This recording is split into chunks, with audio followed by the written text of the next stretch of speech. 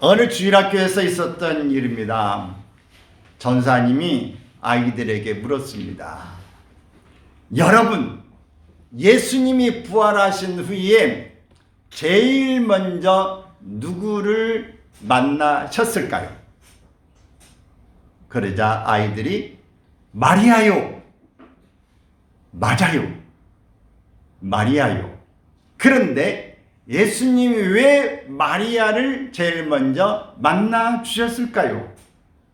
그렇게 묻자 아이 하나가 이렇게 대답을 했습니다.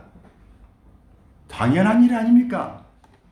여자들이 말 퍼뜨리는 것은 제일 빠르잖아요. 그래서 빨리 전했잖아요. 우스꽝스러운 말이기도 하지만 틀린 말도 아닙니다. 원래 여러분, 올해는 2026년 부활절을 맞는 부활주일입니다. 부활주일은 매년 어김없이 돌아옵니다. 사순절 기간 40일 가운데 마지막에 한 주간, 고난주간을 마치고 오늘 부활주일을 맞이하고 있습니다. 그러나 이 부활주일이 마치 당연히 순서에 따라서 또 절기에 따라서 오는 습관적이고 당연시 여기는 이런 부활주일로 맞이한다면 별 의미는 없는 것입니다. 그러나 우리의 실제 생활 속에 부활에 대한 인격적인 만남과 영적인 체험이 동반된다면 오늘 부활주일은 나의 부활이 되는 것입니다. 예수님의 부활이 나의 부활인 것입니다. 이런 놀라운 은혜의 축복이 오늘 여러분과 함께 하시기를 바랍니다. 지난 우리 주간에는 우리 종료주일이면서 고난주간이 시작되기 때문에 패션 오브 크라이스트라고 하는 그 장면에서 예수님의 겟세마네 동산에서 기도하시는 장면을 본 적이 있습니다. 저는 오늘 본문에 등장하는 마리아의 눈물과 그 영화의 생생한 제작 비화를 통해서 단순한 지식적인 동의에 속한 것이 아니라 그 선을 넘어서 부활의 영적 체험이 여러분과 또 저에게 함께 하시기를 바랍니다. 오늘 본문에 나타난 이 마리아의 모습을 보면 무덤 앞에서 통곡을 쏟습니다. 그리고 눈물에 가려진 그 눈을 생각해 보게 되어집니다. 오늘 본문에는 예수님의 십자가의 죽음 이후에 가장 깊은 슬픔에 잠겨있던 한 여인, 누구입니까? 막달라 마리아. 얼마나 이 은혜를 사모하고 얼마나 또 하나님 앞에 다가가기를 원했으면 이름이 막달라였겠습니까? 막달라 마리아. 그는 본문 11절을 보면 마리아는 무덤 밖에 서서 울고 있었습니다. 여기에서 울다라는 말은 오늘 클라이오라는 말인데 그냥 훌쩍거리면서 우는 게 아니라 가슴을 치면서 소리를 내고 통곡하는 것을 클라리오라고 그럽니다. 오늘 막달라 마리아가 무덤에 도착했는데 무덤 문이 열려버린 거예요. 예수님의 시신이 보이지 않는 것입니다. 그러니 가슴을 치고 소리를 내면서 통곡을 오해를 쏟아 놓는 것입니다. 아니 어떻게 된 거야? 아니 예수님이 누가 데려간 거야? 누가 훔쳐간 거야? 시신까지도 찾을 수가 없다니 마리아의 그 통곡이 울려 퍼지는 것입니다. 자신의 인생을 구원해 주셨던 주님의 그 십자가의 처절한 모습을 본 것이 너무너무 마음 아프고 가슴 아픈 그 심정을 가지고 잠 못 이루는 그런 시간들을 가지면서 오늘 주님이 오늘 이제 주일 아침 안식일을 피해서 이렇게 새벽에 왔는데 이런 놀라운 일이 생겨난 것입니다. 그러니 얼마나 억장이 무너지고 슬픔이 그 안에 밀려왔겠습니까? 마리아가 이렇게 통곡하며 슬퍼하고 있을 때 부활하신 예수님이 다가와서 이렇게 말합니다. 여자여, 어찌하여 울며 누구를 찾느냐?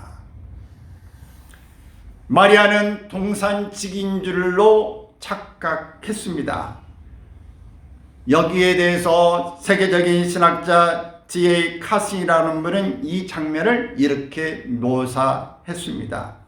마리아는 너무 슬퍼서 눈물이 앞을 가리는 가운데에 슬픔과 절망의 눈물로 가득 차 있는 까닭에 바로 눈앞에 계시는 생명의 주님도 알아보지 못했다라고 설명하고 있습니다. 절망은 이토록 우리의 영적인 자아를 가리게 되어지는 것입니다. 혹시 이 아침 마리아처럼 인생의 빈무덤 앞에서 남몰래 통곡하고 계신 분은 없으십니까? 우리가 지난 시간을 돌아보면은 너무 내 건강의 문제, 가족의 문제, 또 직장의 문제, 사업의 문제, 또 인간관계에 대한 문제, 자녀에 대한 문제 때문에 너무 갑갑하고 눈물이 앞을 가리다 보니까 다른 것은 보이지 않고 다른 생각도 나지 않고 오로지 그 문제에 매여져가지고 주님이 보이지 않았던 마치 빈무덤만 바라보고 있었던 것처럼 여러분의 텅 빈 가슴이 없었습니까? 오늘 마리아는 이렇게 슬픔에 너무 겨워 눈물로 범벅이 된 그의 모습 가운데 텅 빈 무덤만 바라보고 있는 것입니다. 여러분, 차가운 바위틈 앞에서 아무도 모르게 눈물 짓고 계신 오늘 여러분의 과거에 있었지만은 지금도 혹여 이런 부분에 이렇게 겨워 살고 있다고 한다면 여러분이 눈을 다시 한번 눈물을 닦고 여러분이 눈을 다시 한번 번쩍 크게 열어서 앞에 있는 옆에 있는 오늘 주님을 발견할 수 있기를 바랍니다.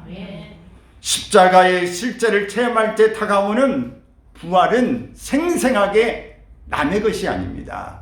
이론이 아닙니다. 이성이 아닙니다. 나의 것으로 감각적으로 심령적으로 다가오는 것입니다.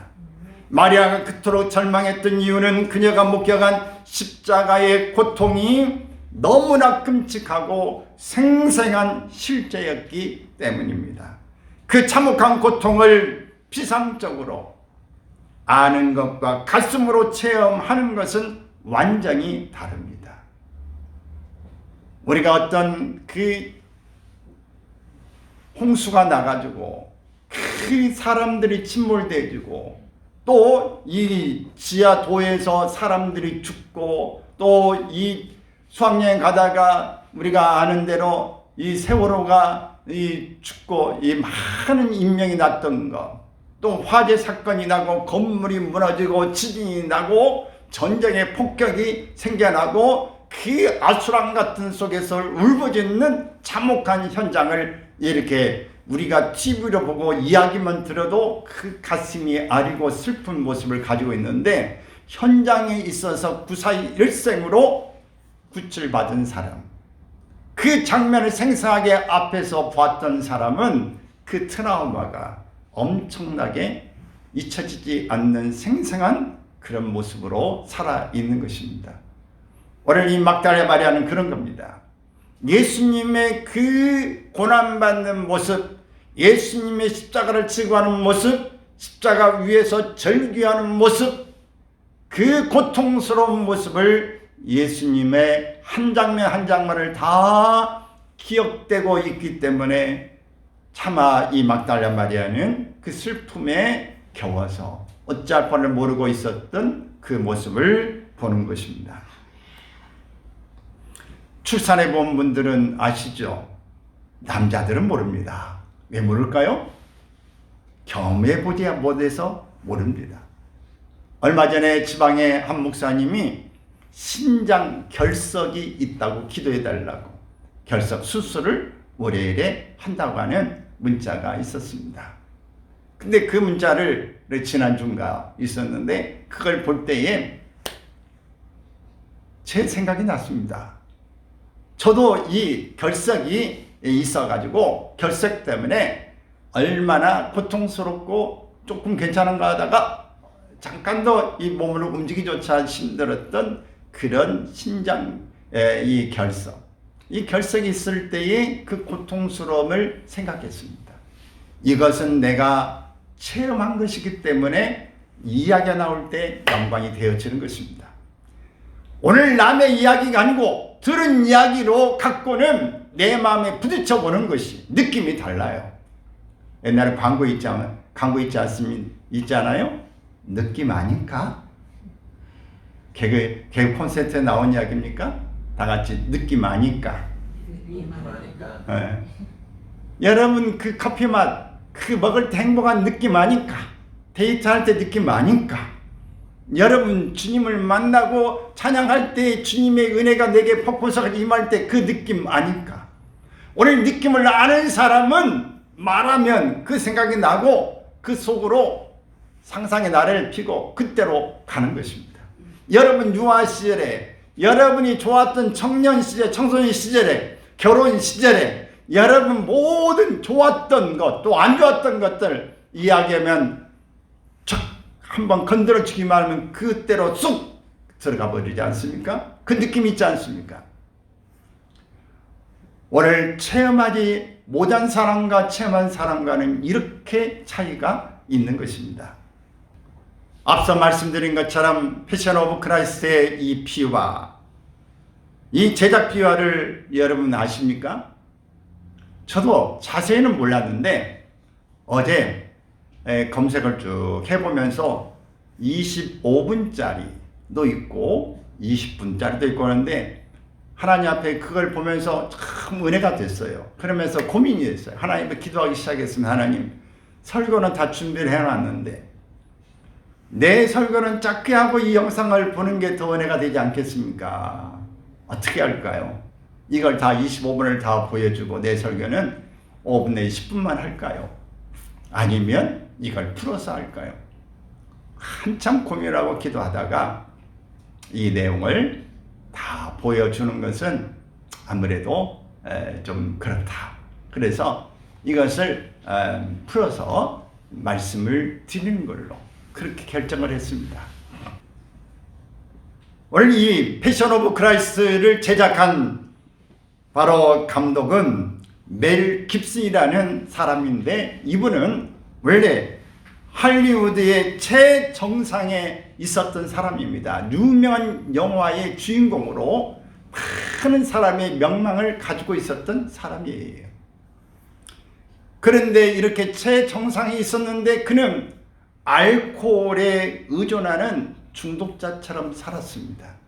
그리고 가정의 위기가 찾아오면서 아내와 이혼할 위기에 있었습니다. 그는 자살의 충동을 가지면서 자살할 위기에 있었습니다. 그러면서 그는 캐톨릭 신자였는데 성경을 보기 시작하면서 성경 속에서 속죄를 발견합니다. 오늘 내가 죄사함을 받았다고 하는 이 사실, 이것을 위해서 예수님이 나를 위해서 십자가에 죽어 주셨다는 사실을 발견하게 되어집니다.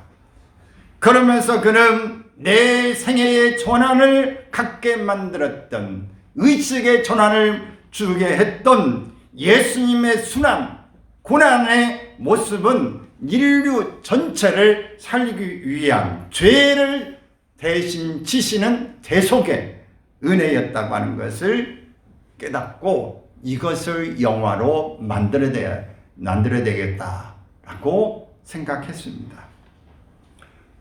그런데 대형 이 스튜디오에서 이것을 다 후원하고 제작에 동원되는 그런 사람들이 나서지 않았습니다.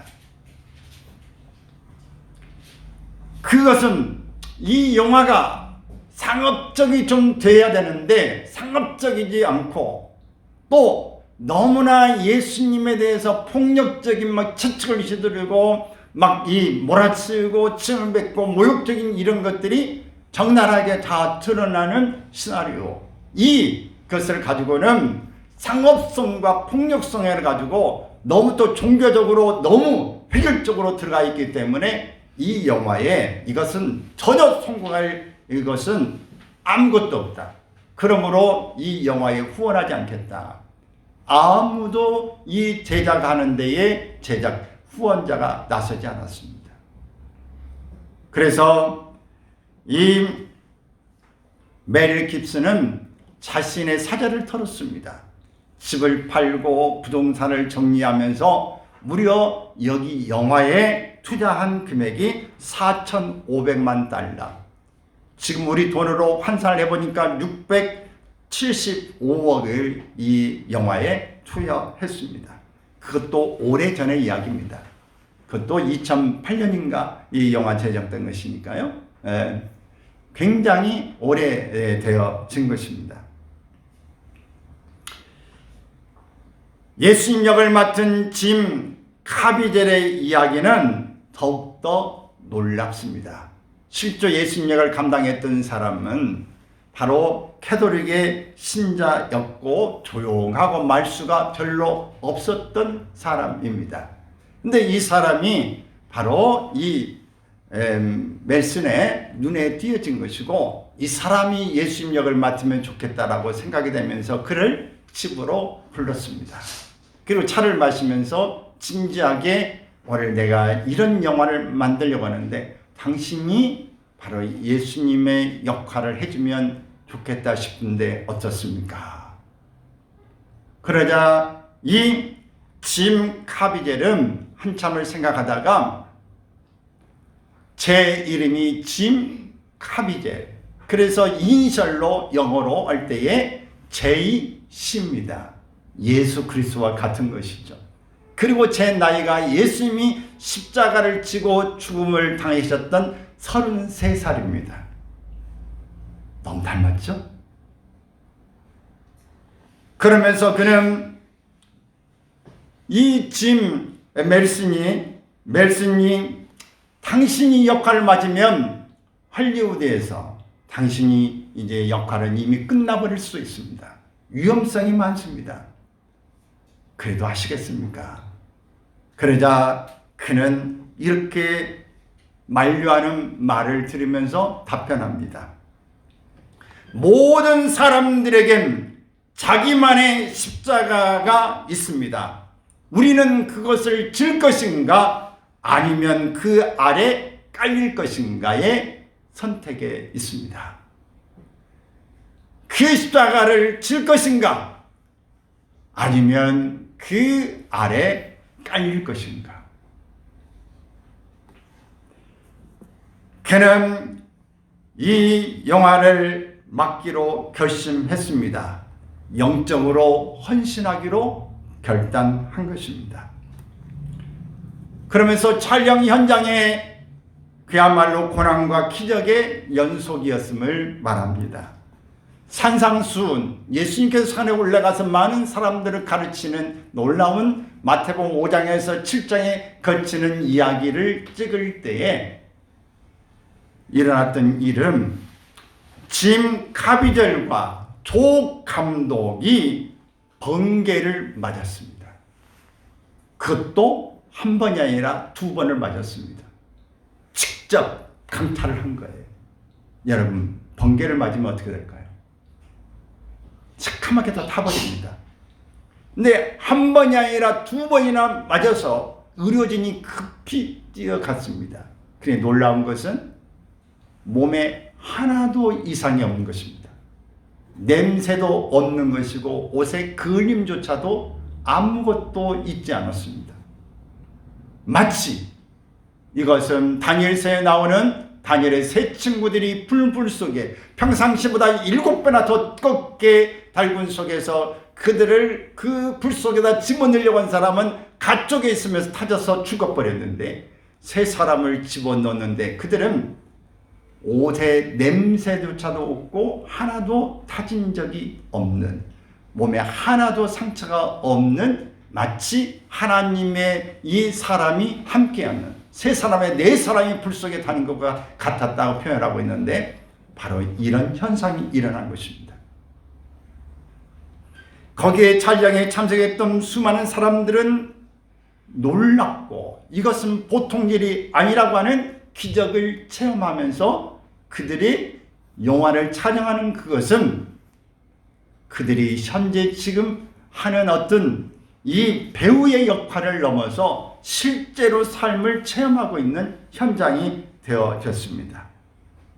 노마 병사 역의 이 배우의 실수로 짐 카벨전의 등에 실제 30cm의 좌상, 찢어지는 상처가 영구적인 상처로 남게 되어졌습니다.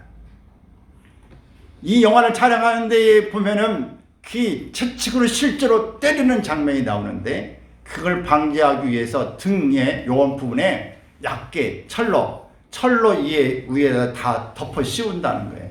씌웠는데 그걸로 실수할 때 때려가지고 남등이 떨려가지고 그것이 떨어져 나와서 위로 떨어져가면서 이 칼날처럼 실제로 이 몸에 꽂히는, 그래서 실제적으로 고통에 막 절규하는 모습이 액션이 아니고 배우가 하는 게 아니라 실제 고통의 장면이 그대로 나타났다고 그럽니다.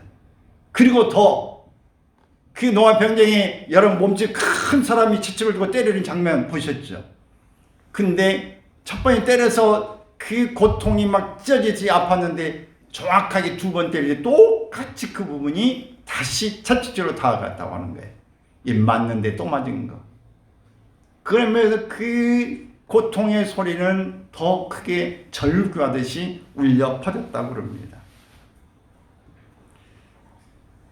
또 약 68kg의 실제 원목의 십자가를 지고 십자가를 지고 가다가 이 십자가가 머리에 이렇게 내리치면서 실제적으로 머리가 깨져가지고 피가 나오는 장면.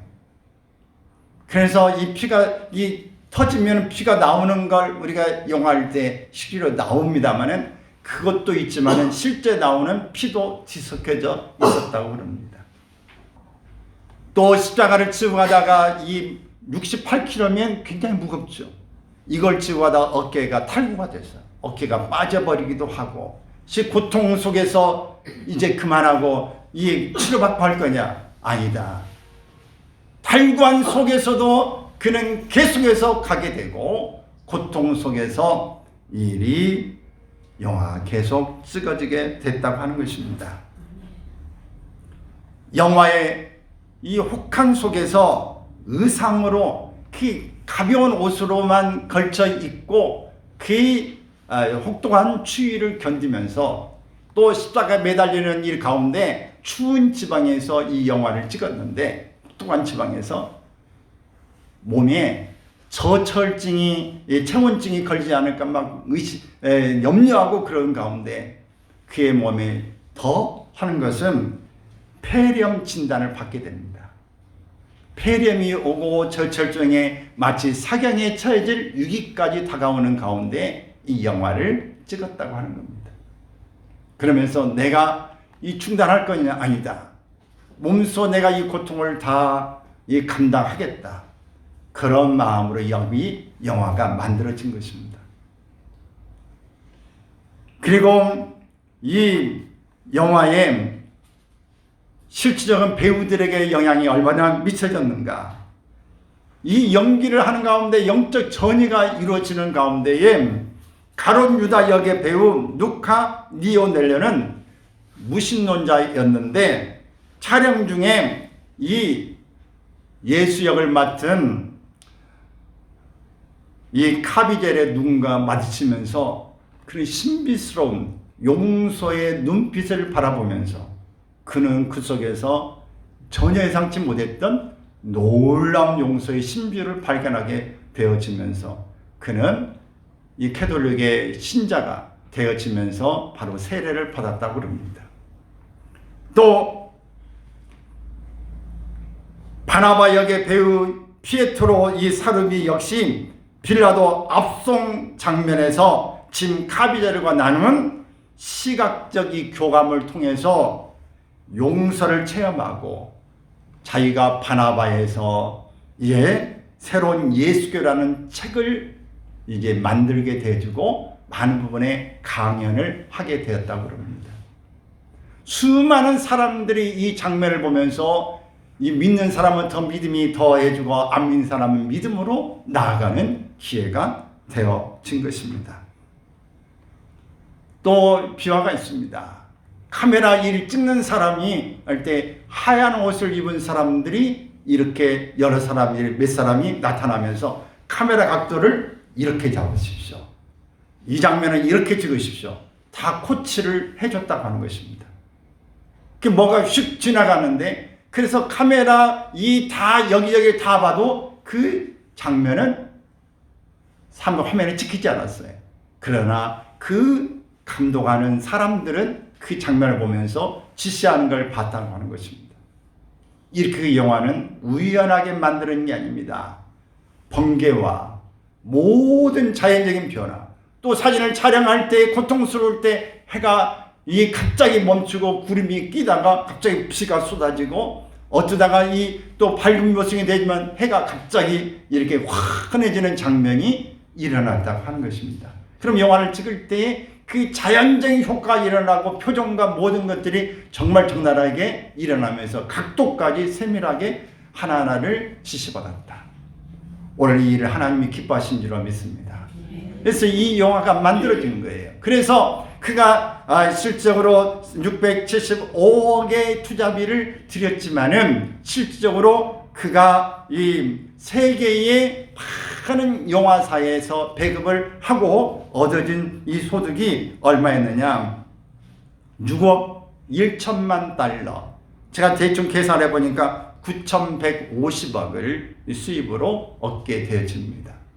이것은 하나님이 주시는 축복이라고 생각합니다. 오늘 이 영화에 나타나는 제가 왜 이렇게 세세하게 이 이야기를 여러분에게 소개하고 있을까요? 그것은 십자가의 고통의 영화 세트장의 배우들을 회심시킬 만큼 생생한 능력이 있다면 사망 권세를 깨뜨리시고 다시 살아나신 부활의 능력은 오늘 우리가 있는 이 자리에 또 우리의 대전의 주변의 지역을 더 풍성하고 폭발적으로 변화시켜 놓을 수 있는, 뒤집어 놓을 수 있는 가능성이 있음을 말하고자 하는 것입니다. 오늘 본문에서 다시 마리아를 향한 예수님의 모습을 우리가 찾아볼 수 있습니다. 이 마리아가 정말 눈물 속에, 슬픔 속에, 절망 속에 있는 그에게 예수님이 찾아오셔서 절망 가운데 눈을 뜨지 못하고 분간할 수 없는 그런 일의 반전을 일으켜 줍니다. 그 반전은 예수님의 단 한마디 속에서 이루어지는 것입니다. 뭐라고 했을까요? 마리아야. 거창한 교리도 아니었습니다. 갈릴리 길가에서 수백 번이나 불러주셨던 그 따뜻한 목소리로 그녀를 부르신 것입니다. 그 순간 그녀의 영적 눈이 번쩍 뜨이면서 라보니요 라고 말합니다. 이것은 번역하면 선생님 하는 뜻인데 바로 예수님을 말씀하고 있는 것입니다. 여러분 집에 돌아가시면 드라마 더 추스라고 하는 이 드라마를 한번 검색해 볼 수 있기를 바랍니다. 제 1의 1화 마지막 장면에 나오는 것인데 저도 다 보지 못했고 일부만 어제 저녁에 쭉 영화를 좀 살펴보았습니다. 그런데 거기에 보면은 막이 들려 비참하게 살던 막달라 마리아에게 예수님이 다가와 이사야 43장 1절을 인용하여 내가 너를 구속하였고 지명하여 불렀나니 너는 내 것이라. 마리아야 부르시는 장면이 나옵니다. 그 음성을 듣는 순간 마리아의 얼굴에 빛이 스며드는 연출은 오늘 우리 본문에 그대로 재현되는 모습을 말하고 있습니다. 사랑하는 여러분, 부활하신 주님을 만난 마리아는 더 이상 무덤가에 머물러 있지 않았습니다. 생명을 전하는 첫 증인이 되어진 것입니다. 부활은 2000년 전 이스라엘 땅의 유물이 아니라 오늘 대전 땅, 오늘 우리가 있는 우리의 지역에, 우리의 주변에서, 우리의 직장과 또한 가정에서 일어나는 현재 진행형인 것입니다. 이것이 지금도 기적은 일어나고 있습니다. 여러분, 이성적으로, 지식적으로 여러분들이 갖고 있는 이것을 떠나서 체험적으로, 경험적으로 여러분이 영적인 깊이를 만나는 사람만 오늘 주님을 찬양할 수 있고, 감사할 수 있고, 헌신할 수 있고, 주님 앞에 다가갈 수 있는 것입니다.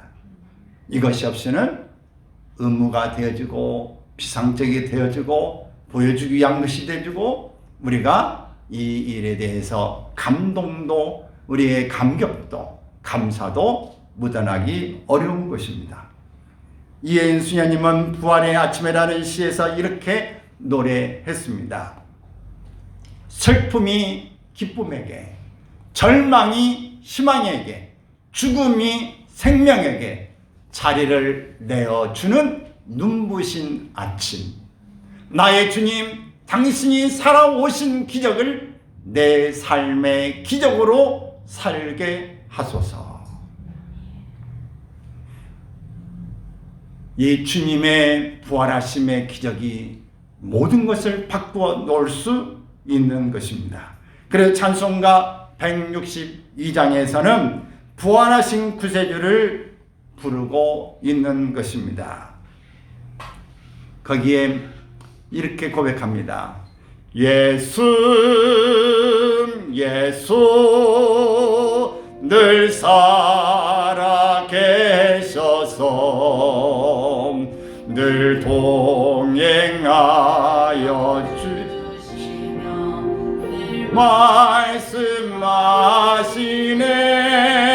말씀하시네. 예수, 예수 내 구세주 예수 내 맘에 살아 계시네. 늘 살아 계시네. 오늘 이 아침 여러분을 짓누르던 모든 돌문이 예수 그리스도의 부활의 능력으로 굴려지기를 선포합니다. 부활의 주님이 오늘 여러분 한 사람 한 사람의 이름을 부르실 때 우리의 무덤은 희망의 동산이 될 것입니다. 세상을 향해 내가 다시 사신 주님을 만났다 라고 담대히 고백하는 우리 대전지구총교회의 성도 한 사람 한 사람이 되시기를 예수님의 이름으로 축원합니다. 아멘.